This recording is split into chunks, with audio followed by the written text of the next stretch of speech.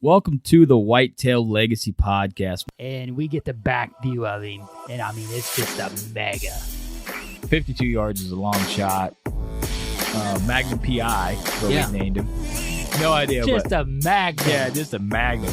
Come on cam last year, we said probably 150, mid 150. Yeah. Same doe from the morning come out with that 9-pointer. Here steps out this 90-inch 8-pointer. You're like, I'm like, okay, well, there's still a buck back there grunting. Yeah. And then out steps like another 90-inch 8-pointer. I'm like, all right. Yeah. Bro. Yeah. Bro. Yeah. You're like, I'm like, deer, right there. Yeah, like and he's already yards. 30 yards. Yeah. He was literally 5 yards from the base of the tree. Could have been, had a buck down at 1:40 in the afternoon, back there deep on public. 3 does come out pretty early. It was like 245, 24-yard shot, sent the combat veteran, and I tell you what, man, dude, it just smoked. We always get so jacked up when the other person kills. It's just almost like we got it done. Yeah. And when you killed that doe, I was like, hell yeah, man. And we come down here to Missouri. I asked Comey one more time. I'm like, is it a good buck? And he goes, yeah, real good, solid buck. I'm like, all right, boom. And the deer just drops. Sure. Super special to me. Whitetail Legacy Podcast, bringing you back to the hunt and leaving a legacy. Baller Rut. This is the Whitetail Legacy Podcast coming in your ear holes on a Wednesday or a Thursday if you didn't catch it on Prime Rib Day. It's April now. Weather's getting nice out. We're ready to get on these turkeys, and that's what we're talking about this episode. Turkey Talk, Nebraska Turkey Talk. We know very little about Merriam, so we went to someone that's hunted them a lot, filmed them. And you guys are going to enjoy this episode. If you want to know anything about hunting Nebraska Merriam turkeys or just turkeys in general, if you're ready for some turkey talk, This is your episode. Let's get into the people that make this possible. Start out with the VIP. 3D season's coming up. Give their practice point a try. It's the same geometry as their tip.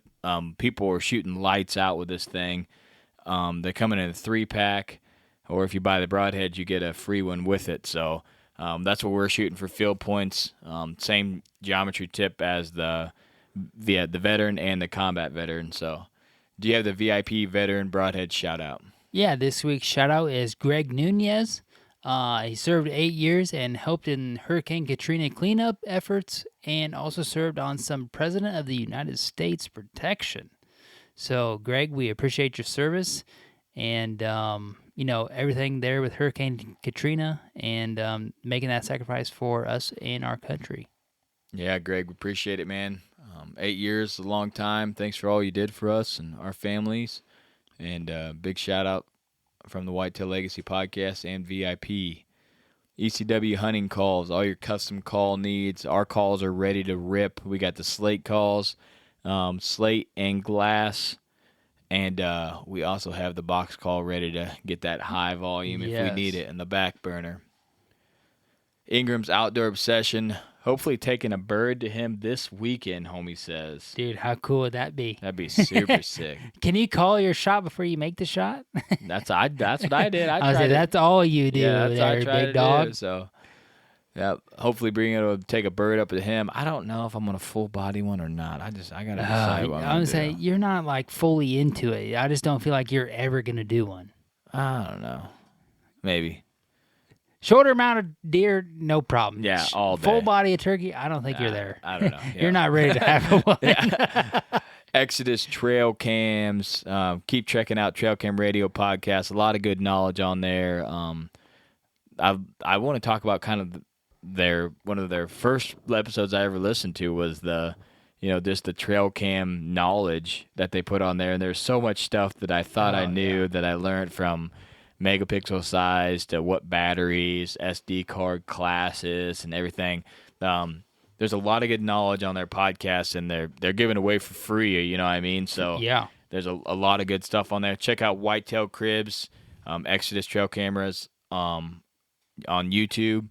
Our Exodus I don't know, man. It'd be awesome to get some out for turkey. That's something that we haven't done, is put them out for turkey season. But most of the time, this time of year, we're getting them. We're getting the batteries ready. We're clearing the SD cards, formatting the SD cards, getting everything ready to go because it's about time to really send it. And when you have as many cams as we do, you got to start early and get some shit lined out. Every year, it seems like we buy 8 SD cards and lose 9 SD cards. You know what I mean? I don't know if we just get more cameras or we just need an ass load of SD cards. So yeah. Exodus trail cameras, all your trail cam picture video needs, they got you covered there. You got Next Level Deer supplements? Yeah, Next Level Deer supplements. Now is the time to be providing mineral for your herd. Next Level Deer mineral is built with high performance, high bioavailable ingredients only. This supplement delivers crucial nutrition faster and more efficiently by incorporating vasodilators and other digestion boosting additives to help your pregnant does and recovering bucks. Improved blood flow can greatly help those that are nursing fawns and bucks that are rapidly growing antlers. Also, mineral sites are a great location to get pictures of velvet bucks. Take your kids and let them help pour out the mineral. It's a great way to get them involved, and they will love seeing the pictures of the deer too. Yeah, it's pretty epic when a guy has mineral out and he just gets those fire velvet pics. Yeah, every angle. Yeah, just if you want to know what a buck is and you can put out mineral, it's just like left, right, head down, head up, smiling, not smiling, funny face, duck face. They Right. cover it all, you know what I mean? So, And they usually are, there, in the April daylight, through August. beautiful, this perfect premium pictures. So, Yep, can't beat that. Is that all of them? I believe so. We got man. it. All right, let's get in the show. But wait just a minute. Before we get into this, we have been sitting on this episode with everything going on. So we do know that Nebraska has closed down the non-resident hunting. If you did purchase your tag before they closed it, you can still go out there. That was the last we knew. Since this kind of all come up, we haven't really cared about what Nebraska's doing. So that was the last we checked, but we hadn't bought our tags because obviously with the families and everything, you never know what can happen. We're still over a month away. So there's that 2% Ric Flair we were talking about a couple episodes ago. So a big woo to that. We did also throw another curveball out there. We did release the Missouri video. That was a week ago. We released it on IGTV, YouTube, and our Facebook page. So if you'd like to see Cody down there in Missouri get it done, you can definitely check that out now. And if you're listening to this on Prime Rib Day, tomorrow night, Thursday at 7, we will be releasing my hunt for Sunshine, a deer that we come to know all too well in the early season, and we're hoping to pass, but when it come down to it, we didn't, or I didn't. So that hunt is coming out tomorrow, and we will be doing another premiere watch party just like we did with the Missouri video. 2 other videos are on the way. They're in the works right now, and we can't wait to share them with you. They are going to be hopefully just as good. I don't know yet because they're not done, so I can't tell you how good they are. If you guys are listening on iTunes, don't be scared to leave us a rating and review, and we appreciate all the support from you guys week in and week out. We can feel the love, and we greatly appreciate it. So here we are on the podcast talking with Colton Kohl from Chasing the Midwest about hunting Merriams in Nebraska. All right, we got Colton Kohl on from Chasing the Midwest. How you doing tonight, man? Oh, I'm doing pretty good, man. I appreciate you staying up late and let us hit this late podcast. We're having a pretty good night. Hope you are having a good night also. But we want to have you come on, talk about your hunting group a little bit, and then also get us jacked for some Nebraska turkey hunting. You're out there hunting the Nebraska bucks and birds, and we're excited to get some tips and tricks from you of how to kill these Nebraska Merriams because we have no idea. Yeah, I'll definitely try and help you out with that one. All right. Well, we just got a group of guys out here. We're all buddies. We all grew up together and stuff, called Chase Midwest, and we just wanted to show our love for the outdoors and possibly help other people outdoors and stuff. So that's what we're all about, and do a lot of photography and some filming and stuff. So yeah. Nice, man. That's how it always starts, man. Just just some friends hanging out, and then it grows and grows, and get into the camera stuff, and it becomes a lot of fun, and save all those memories. It's a whole new aspect of hunting. Yeah, I enjoy your guys' Instagram page. There's a lot of good pictures on there. It looks like a lot of waterfowl hunting you guys do. It's pretty cool. I'm not really into waterfowl, but I love waterfowl pictures. I just think that they're some of the coolest ones. So yeah, they're really fun. We do on the river ground that we hunt on a lot for deer. It's pretty hard to get access in the morning, so a lot of times we don't have anything to do in the morning. So we waterfowl hunt because there's nothing else for us to do. So yeah, I feel you there, man. If I couldn't whitetail hunt as much, I'm sure I'd be chasing something. So, but yeah, waterfowl is always super cool. A lot of goose hunters around us, and I think ducks on the water is so much cooler than geese in a field to me. It's pretty awesome. I agree, 100%. Ducks are a little prettier than, Yeah, like mounted and you ducks never know and stuff what are ducks cool. are gonna shoot. Yeah, that's true. Yeah, you might shoot a widgeon or mallard. You never know what might come through. So that's a little more exciting than a goose. I've killed a lot of geese in my day. You know what I mean? And I just can't get fired up for it. I know a lot of people listen to this and they're like, man, this dude is nuts. The diehard goose hunters. But it's fun. I like the style of hunting. I like the camaraderie, but I'm not really into missing out on deer season for it. I feel that. Yeah. All right, man. Well, tell the listeners a little bit about yourself and what you do. Well, I am 23 years old. I guess I just recently got married like 3 weeks ago. Nice. Congratulations, man. Oh, thank you. Welcome to the dark side. Yeah, I'm finishing my student teaching right now and stuff, and I just took a teaching position at Fullerton, so I'll teach music there and do all the hunting in my free time. So that's a little bit about me. Nice, man. Well, props to you, man. That's tough to do. We got some buddies that are teachers, though. And I could tell the people that go into it are super, super passionate about, teaching and making sure kids get knowledge. And I think that's something that you have to be, if you're going to get into that trade. You're going to be teaching it over and over and over, the same thing for all day. So, you have to really love it. Yeah. And that's something that you can really tell in somebody that is a teacher and is really good at it. That's what's good about music. It's always going to be changing, so I won't get too bored, I don't think. Yeah, that's cool. Yeah, you guys they're always adding some kind of new, like the new math or, something. Yeah, it's got something new. Yeah. That's going to blow you away, but all right, man. Well, let's get into these turkeys. I know homie's going to have a lot of questions, but just, we hunt, we're used to Easterns, super vocal, loud. Sometimes they're in groups. A lot of times toms are solo. But we're going to kind of break it down and get some details. Like I said, we are going out to Nebraska in May. Shout out the Next Level guys. They invited us out to turkey hunt on one of their pieces, Scott's pieces. Nate actually invited us to Scott's piece. So You're right. Shout out Nate and thank you, Scott. But we're excited to go out there and give Merriam's a shot. Homie's the turkey guy. He's super into it, so I'm going to give him first dibs on getting one done. But I wouldn't mind, to shooting one. I don't know if I'm going to full body it or not, but I'll do something, fan it or something just to save the memory. But gives us some more video content too, and it's always fun for us to get to go on trips. For us being dads, 2 or 3 days of me and him hanging out is freaking insane. It's like, oh yeah, it's just so much fun. You know what I mean? It's like you're good for like 3 or 4 months of Right. of fun after we hang out for 2 or 3 days. So we go too hard when we hang out, but I'm looking forward to it, and let's get into these turkeys talk, man. So for two guys. Coming out there, what would be your number one tip to be successful on some birds?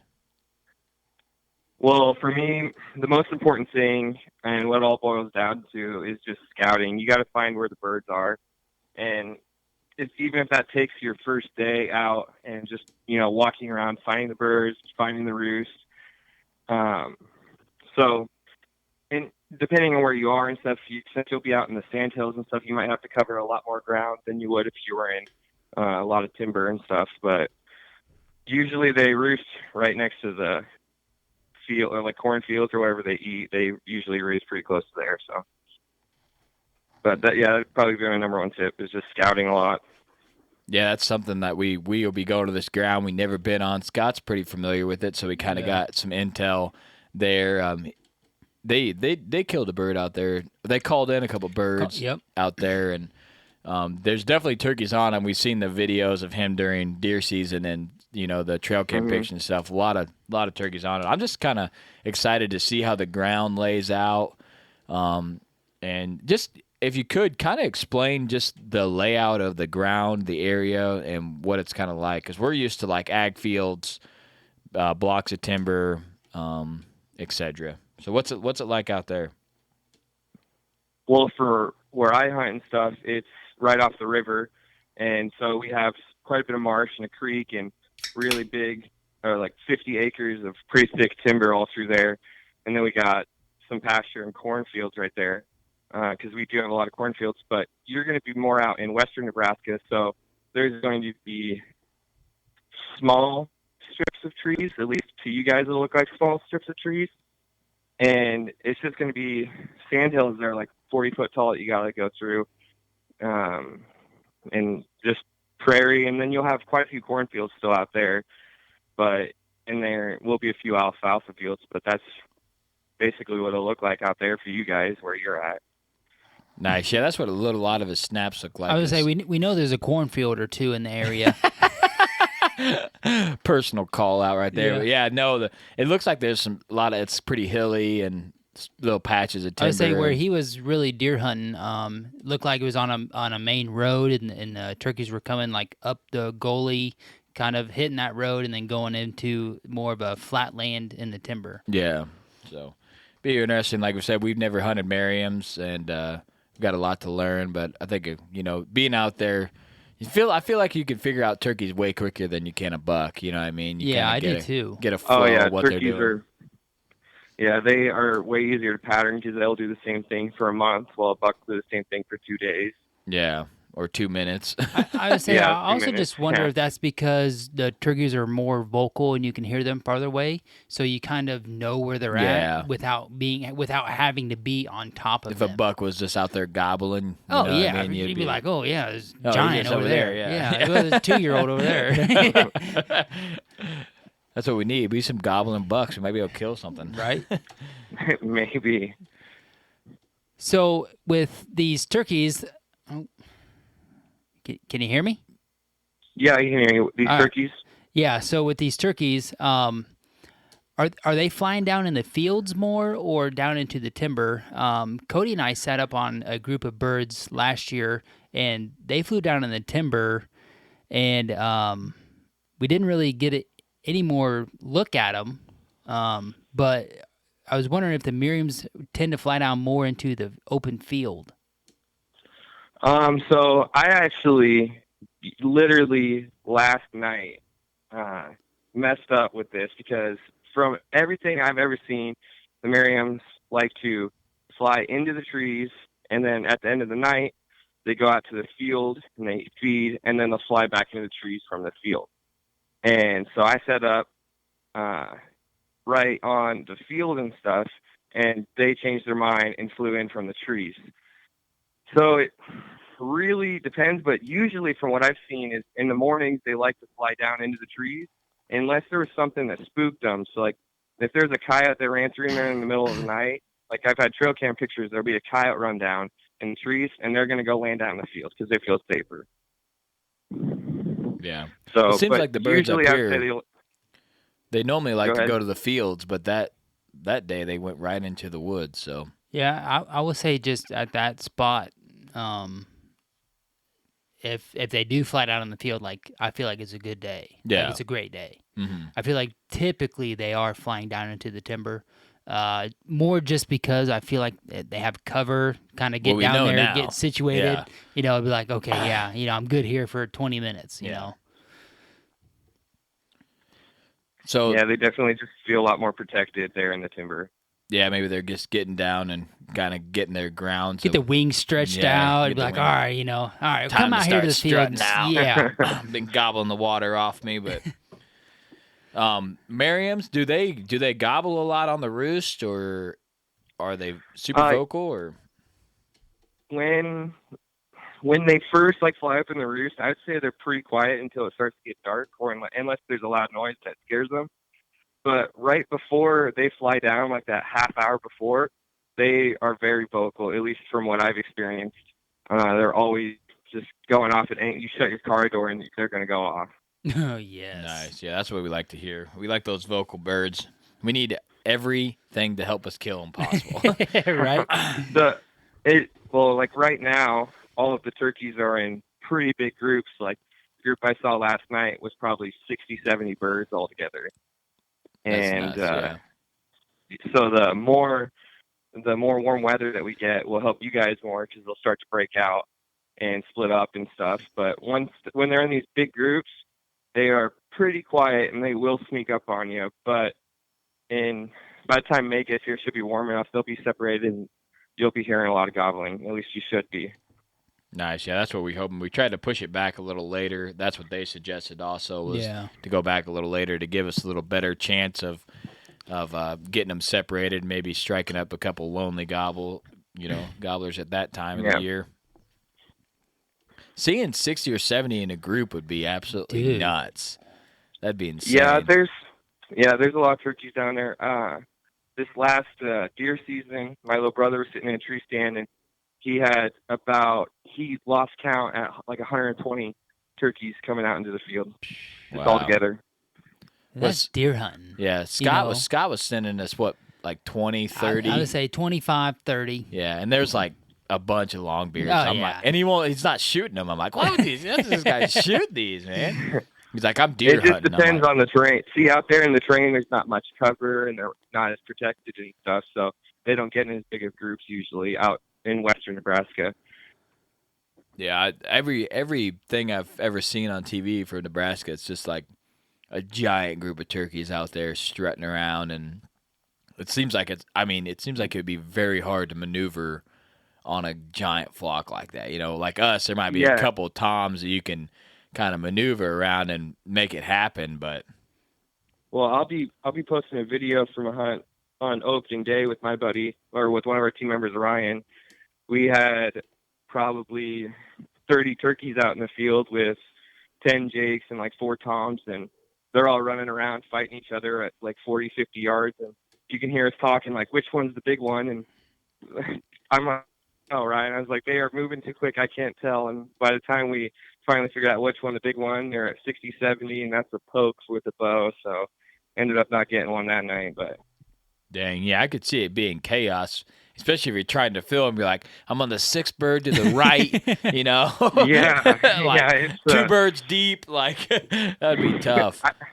I told him like when they started coming out, when I saw him, I was like, if we can't figure out coordinate which one you want to shoot, I'll just go wide and film them all. Yeah. And I can crop it later. That might be something that we need to talk about. I was going to say, I was kind of impressed with our coordination on my doe kill from this past year, because, it was like, okay, yeah, the big one, and then I was kind of shifting off that one. I was like, maybe this other one's bigger, and then I was back on the one you were on the whole time. I'm like, all right, yeah, I'm going there. Yeah. So, if we had more than, like 2 or 3 options, you're just like, holy shit, yeah, like, where am I going? Yeah. 5 toms out there, I'll be like, I got them all in frame. That's kind of what it's like sometimes, at least. Yeah, we're hoping we have a fire hunt out there, but if we don't, man, it's gonna be so fun hanging out with them guys, and just like you said, just going somewhere different to hunt turkeys is so fun, anyways. And homie's trying to get a Grand Slam done, and this will be number 3 for him. So hopefully, I'll have an Eastern down before we go out there, and then we'll get a. You've got Easterns, but you haven't got them mounted. For sure, yeah. So. Yeah, I'm just trying to do like maybe a Grand Slam within a 6-year range. Yeah. Because it might take me a year or 2 to get down there to get an Osceola. Come on, man. Just go next year. Shoot. So, I know when I was down there in Oklahoma hunting Rios last year, like, that was really the first time that I had actually attempted to locate birds on the roost.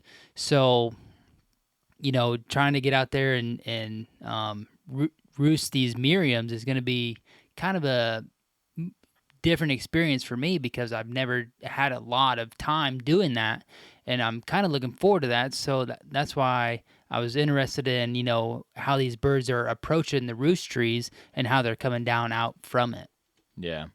That's one thing I always try to do is you got to roost the birds, you know what I mean? But your piece, they're like always in the same spot, you know what I mean? It's money. So you kind of have an idea. It's just whether they fly down in your direction that day or not is what's really makes you be successful or not. But yeah, and once they start to separate, it gets a little more difficult. But they all usually roost in a similar area, and I'd say within like a 200-yard radius.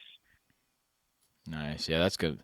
Be awesome, man. If you had 60 birds within a 200-yard radius, I can't imagine the amount of gobbling and. Yeah, I mean, just think of the 10 we had last year. It was just mayhem. Yeah, just endless. And the goose comes by, man, they're gonna light up. Yeah, for sure, for sure. Yeah, but since you're going for the Grand Slam, you gotta be careful because Nebraska has 3 types of turkeys out here. We have mostly Merriams, but there's also some Rios, and since you're out in Western, you could find a couple Easterns. Oh, okay. We didn't know that. Yeah, I didn't know that. Yeah, so there's you have to be all selective. 3 of them. I'd say like 70% of the turkeys out here are Merriam, and then I'd be like 20% Rios, and then the last 10% Easterns. When hunting, I've never seen Eastern because they're not area, but I've seen Merriams and Rios. So nice. I'll take either. I'm not picky. Homie's looking for a Merriam. I was just saying because he's going for the Grand Slam, so he better not waste it. I guess he's got 3 tags, so he shouldn't be too worried. Now, on the out-of-state license, that's 1 turkey per license, right? Yeah, so I looked it up for you guys. It's $110 a person for a tag, and you can get 3 tags. Okay, yeah, that's what we were thinking. For out-of-state. When we were out there, we looked it up, and we haven't bought tags, of course, just kind of seeing if we're going to be able to travel or not at this point. But we seen that it was $110, and maybe we were like, man, that's pretty reasonable, you know what I mean? So, but I didn't know. Yeah, and it's $30, so. Yeah, I didn't know if there was a deal for your second bird or not. But I mean, if we smack on the first day, you just got to spend another $110 at that point, right? I'm not super familiar with the non-resident, but I know for resident it doesn't change the price, however many you shoot. But it's all over the counter, so like if you're in the turkey blind and you shoot one, and there's toms coming in, you can order it online and get it within 4 minutes. Nice. So, that'd be the way to do it. Make sure you got that second tag ready to rock. Boom. But got that link saved. Yeah, like if 2 comes down, we smash 2 with the first hour. We're gonna be like, well, damn, you know what I mean? Right. Yeah, better buy another tag. Break out the bow and struggle for 2 days. Yeah. 2 or 3 days. So with talking about that, I have heard that the Merriams are kind of notorious for coming in, at least in like a pair or maybe a trio. Is that something that you've seen? Yeah, they almost always come in when they break out of the groups. And a couple, except Jake's. Jake's goes solo a lot, but if it's a big tom, there's usually a Jake or 2 with them, maybe 2 toms. This last spring when I was hunting with another team member, Chris, and stuff, we had 2 toms and 1 Jake come over, and then a solo hen. So that was the group. Huh. But yeah, they usually stay in small groups. You can get them by themselves, but it's not as common, I would say. How are the toms off of pulling them off a hen? Are you trying to call the hen in, or are you trying to call the tom in? What are you trying to do then if you got a bird that's henned up? For me, I'm definitely trying to call the tom and not the hen. I mean, sometimes it just works out and the hen comes with, but I have never had good luck with trying to call the hen in. So I always just try to stick to the tom, and you just got to, for the decoy setup, I always have a hen bedded down and then a Jake like almost over top of it. And if the tom sees that when you're, calling and stuff, they usually will turn and come fight the Jake, even if he has a hen. They're pretty good decoying birds. It seems like some of our Easterns are shy on decoys. Yeah. So. Yeah, I mean, as long as you have a nice decoy set up, they should come in pretty easily to decoys. But like when they're in groups, they don't care about decoys. We had decoys out 2 days ago when we were turkey hunting, and they walked within 30 yards of them, and not a single bird looked at them. Yeah, they're just in such a group of turkeys. They got plenty around. You know what I mean? They're not out there they looking don't care. so they don't care at all. That's a good tip. I'm glad we're going out there later. Then I think it might have a better shot to do it. But it's easier to double up now, but it's definitely easier to call the singles in and stuff, and way less eyes to see you move. So it'll be easier for you guys filming wise and all of that. So it should be at least. Have you had any success reaping a bird out there, or have you had to? Yes. I actually put that on my list to tell you guys about. If you see a tom with just a couple toms and stuff, like hundreds of yards out in a field, you can reap them. Jesus. We had me and one buddy, we went out in a field and walked, just holding it, like walked, crouched over a little bit, up 300 yards. Now we're like 100 yards. And then we got down and crawled, and he shot it with a shotgun. But yeah, you can definitely reap the birds. And some of my buddies, I've never done it or tried, but some say that you can do it in a big group. But I've never tried that. But one of my buddies shot one yesterday in a big group with a bow, reaping it. So, dang, like 4 or 5 guys out there acting as birds. No, usually, like what we did, I like peeled off at like I'd say like 70, 80 yards and laid down with the camera, and then just filmed him from there while he walked up by himself. I've never tried more than one. They're talking about like reaping with a big group of turkeys. Okay, the birds are in a group, not guys. No, okay. He did it with like 40 turkeys. Oh, okay. Yeah. All right. Yeah. That's what he was saying. And that's, I don't know. I mean, I trust him, but I've never seen it. I've never tried to do it, but to each their own. That's how you killed yours, Rio, right? Reaping? Yeah. Yeah. Yeah, on like the 4th attempt. Mm-hmm. We got lucky. Yeah. Hey. Yeah. That's all it takes, man. Just got You gotta be able to run faster than turkeys can walk.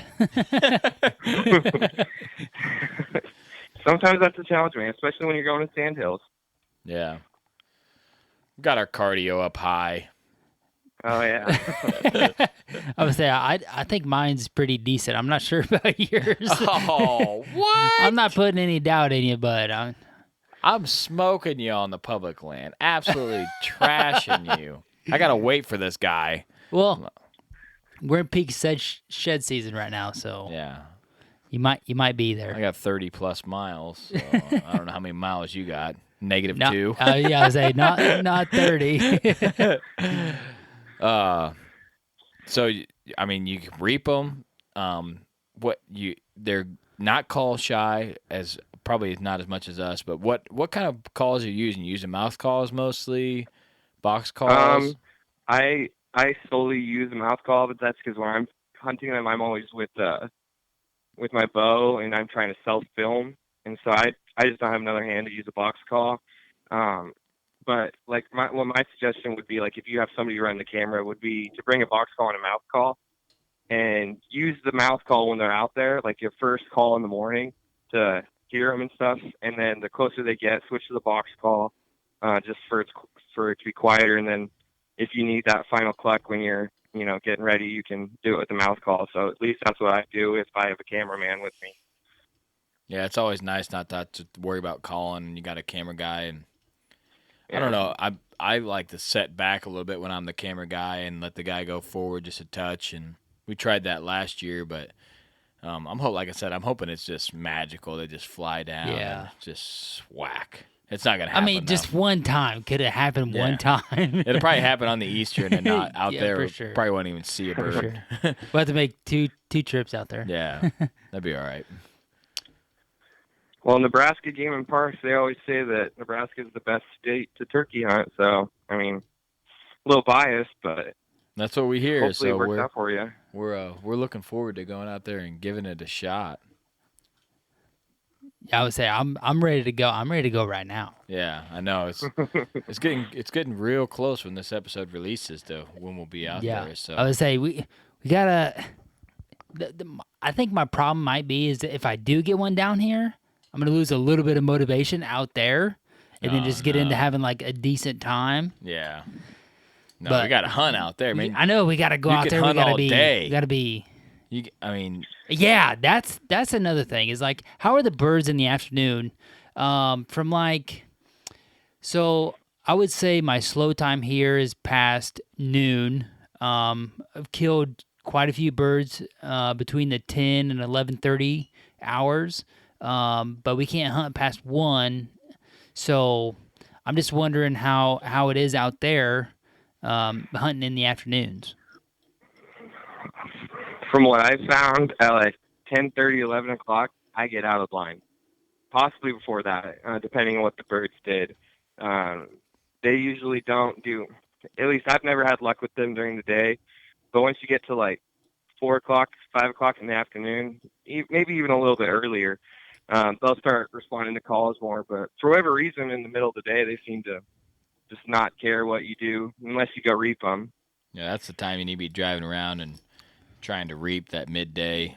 Yeah, I would say that's what we did on my Rio is Hank, the guy that we were staying with, kind of had permission on these 3, 4, 5 different properties, and had this group of afternoon birds is what we called it. He said, well, we'll just go to the afternoon birds.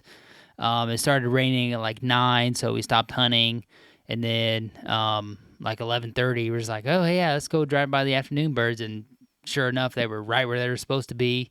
Parked off the road, called a couple times, heard some gobbles, went her up there, and Tom circled around a hen, no shot, circled back around, no shot again. Then we got up on top to where they couldn't get past us, and got the Toms and the Jakes separated from the flock, and was finally able to get it done. So that afternoon time is when I got it done on my Rio, and like that was a whole new experience for me because we can't do anything at that time frame, and like here at home, the place where I would normally hunt turkeys is just like Cody was saying earlier, like it's just dynamite roosting area. I know the birds are going to be there, but to roost. So if we were able to hunt at that time, like it would be no problem.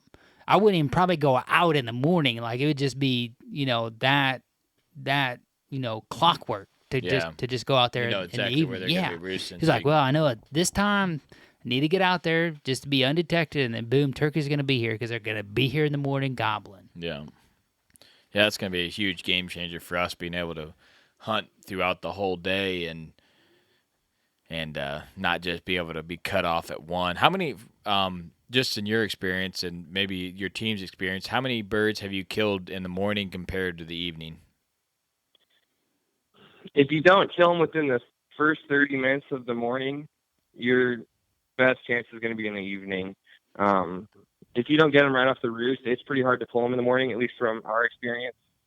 So most, like a couple of my guys, they won't even hunt the morning anymore. They're like, got to get up too early. I'm just going to hunt the evening and sit. We always like to sit on the cornfield next to the roost. So we're like 60, 70 yards off the roost because they always come out and feed right before they go roost, at least usually. But so yeah, the evening I'd say is more consistent, but the morning's always a lot of fun. If you roost a bird, they'll come fly down and come right to you. So Yeah. So would you hit the same location, the night before and then, hit it the next morning? yeah, as long as you don't spook the birds. I set up a ground blind about 2 weeks before season because I know right where they're going to roost and stuff, and I leave it for the season. And then I have another ground blind that I'll use if they change or do something. But even when they change mid-season, by a couple weeks later, they're back to doing the same thing, and I can go back to the same ground blind I always hunt. Nice. I would say, yeah, that's so nice to have that flexibility. Like Yeah. here, we're limited to literally 2 days. If you're a working guy, you don't take any time off, you're just limited 2 days with a single tag, and you can only get 3. Mm-hmm. So you have 3 weekends to get it done. That's if you buy 3 if, tags. Yeah, that's if you're lucky. Yeah. Our turkey season is completely jacked up, hunting by weeks and stuff. But I just ordered a 5 set from Appalachian Mouth Calls. Nice. Yeah, so we'll have a 5 set from then. They'll be here on Monday. Yeah. That's awesome. Yeah, so we'll have some new mouth calls to try out there. The box call from ECW, a slate call. We got copper, slate, and glass. Have you had any success on, multiple different calls out there, or have you found that they like one kind of call better? Yeah, I know you said you run mouth calls mostly, but do you do any slate calling at all? Yeah. Most of the time, I'm pretty consistent, and I just do straight, clucks and stuff. But if the turkeys aren't talking or anything, you gotta get a little bit more aggressive. And I don't know what the technical name is for it, but do a bunch of real quick clucks in a row, like 5 really quick clucks, like like that, and then go back to the slower ones. And usually the toms will, at least in our area, will freak out when you do that. So get them excited to come in and check out what's going on. Yeah, I found that if the tom doesn't want to be pulled, if you get more excited with your calling, they're more interested in what's happening over there. So yeah, same thing with the Eastern. Sometimes they get locked up. Do you ever have them go silent out there too? Yeah, usually it only happens when they're in big groups. Just last night when I was hunting, I had like 50, 60 birds out there and stuff. I was calling, and I couldn't do anything for the first hour. I was sitting out there, so I was like, I'm just going to put the call away because I know they're coming over here. And they didn't say a word until they started flying in the tree all night. Wow. Yeah, that would be tough, man. If you didn't know those birds were there. Yeah. In the mornings, though, from my experience in the mornings, they will always call at least a little bit. They might be quiet. In the evenings, it's hit or miss. When they're in big groups, they don't call very much because they feel so safe and they're not looking for a hen or trying to find anybody else. Yeah. So they don't need to be super vocal in the morning. Have no, you had... they are vocal in the mornings. Yeah, no, I was just saying they don't need to be because they're in such a big group that they're not really looking for any more to join the party. Oh yeah. But when you guys go, they should be separated by then, and they should be more vocal. Have you had to? So you're using primarily a mouth call. Do you use the kiki call very much out there? Yeah, that's what I was trying to explain earlier. Okay. I didn't know how you said it, like the kick, that call. Right. Yeah. That's what I start to do when I need to get more aggressive if they don't care about me just doing normal clucks. Yeah, super high pitched. To that. Yeah. Okay. I didn't know what it was called, so I was like, "This is hard to explain without just showing them." But yeah, I think everybody calls it a little something different. Yeah, I just do that when I'm out of tricks and I try to get them excited. I'm not the turkey guy, but I've killed a bunch. So it's just like it's a turkey, you know what I mean? That's all I feel like. I'm like, it's not like, oh man, look at this brow tine. It's like, oh cool, it's got a 6-inch beard. You know what I mean? Like, you know what I mean? Yeah. Like, unless it's like 4 beards or something, I'm not gonna be super jacked. 4 beards. They got drop tine beards. What do they got? Yes. What are you looking at as far as average spur length on a Merriam? I would say, from my experience, about an inch. If you get above 1.5 to 2 inches, you're going to be close to. Well, for the bow, you're going to be in the top 10 if you're above 1.5. So I would say an inch is a really good tom, but most of the times I only shoot the big toms out of our groups. They're usually about an inch. So yeah, that's a little bit smaller than ours. Inch is pretty common for us. Yeah, 1.25 is usually average. Yeah, so That's crazy how it's the same species, but a subspecies is a little bit different. I think Merriams are the prettiest bird. I think so too. Just Yeah, the their colors. fans are really cool looking. Yeah. Yeah, that's why if I Yeah, shoot I one, I'll think have to do something with the fan just to showcase the different species. But Yeah. I think the biggest spur with a bow shot down here is like 2 1/8, something like that for a spur. that's giant. That's giant, though. yeah, Yeah, 2 1/8. Yeah. Hang that on a limb all Yeah, day. yeah, for sure. Yeah. Well, man, I think we covered turkeys pretty well. Let's talk about chasing the Midwest a little bit. You guys are crushing whitetails out there in Nebraska, and how many guys are on your crew or on your team? Including me, there's 6 of us. We got my little brother, and then another set of brothers. We got Ryan and Riley Milosic. And then we have Zach Butt, who we also grew up with. And then the newest to the friend group, is Chris Pavlik, and I went to college with him. So really good buddies with all of those guys. So Nice. And are you guys all in the same area in Nebraska or? yeah, we well, out of the 6 of us, 5 of us live in the same town. Oh, perfect. Yeah. So, yeah, but then Chris, he lives about 2 hours north of us, which is bad. We try to do a few hunts together every year, but